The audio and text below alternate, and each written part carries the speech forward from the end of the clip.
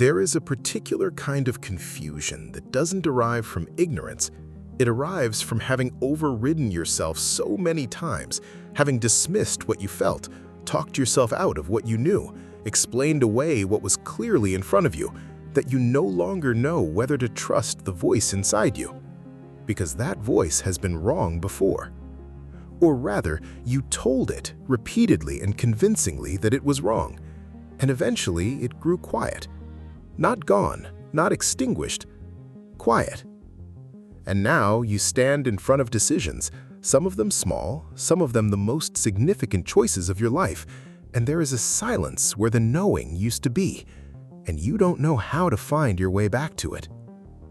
This is one of the most common and least discussed forms of psychological damage that accumulates over time, not from a single dramatic event, from the slow accumulation of moments in which you were taught, by a person, by an environment, by your own survival strategies, that your inner signal could not be trusted. The relationship where your instincts screamed early and you silenced them, and it turned out exactly as the instincts predicted, and you filed that away not as evidence that you were right, but somehow as evidence that you should have known better. The environment where your perceptions were consistently contradicted, where you saw something clearly and were told you were imagining it, where the gaslighting was so sustained that the boundary between your reality and the version you were given became genuinely blurred. The inner child pattern we explored of learning that your feelings were excessive, inconvenient, too much, and developing the habit of preemptively dismissing them before anyone else could. Each of these, repeated enough times, produces the same result: a person who is deeply uncertain about the reliability of their own inner world. And here is the cruel irony of self-distrust. The less you trust yourself, the more dependent you become on external validation to make decisions. And the more dependent you become on external validation, the more you attract people and situations that are happy to provide it, on their terms. Which means the very thing that was supposed to help you navigate, the opinions of others, the approval of others, the frameworks others provide, becomes another layer between you and your own knowing. Self-distrust is not a neutral condition. It creates a vulnerability to influence that compounds over time. And the people who most benefit from your uncertainty are rarely the people with your best interests at heart. So what does rebuilding self-trust actually require? Not a single moment of breakthrough, not a decision to simply believe in yourself from now on. It is slower than that, more specific than that, and more powerful than most people expect. It begins with the smallest possible scale. Before you can trust yourself with the enormous decisions, who to love, what to pursue, when to leave, you have to practice trusting yourself in moments so small the ego barely notices. You have a preference about where to eat.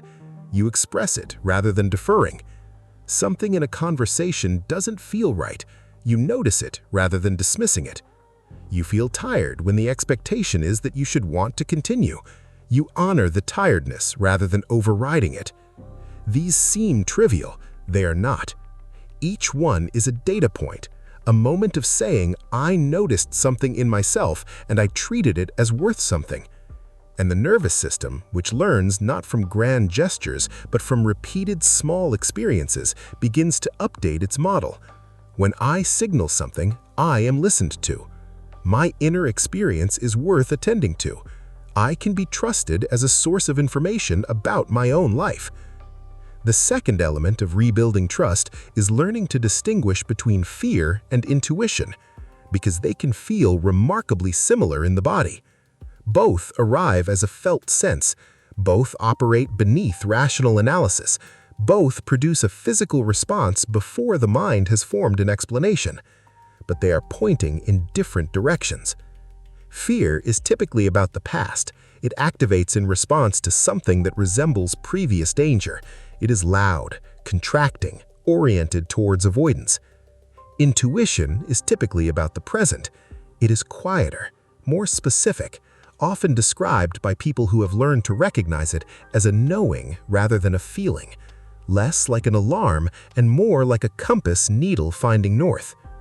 The practice of distinguishing them is not quick, but it is learnable.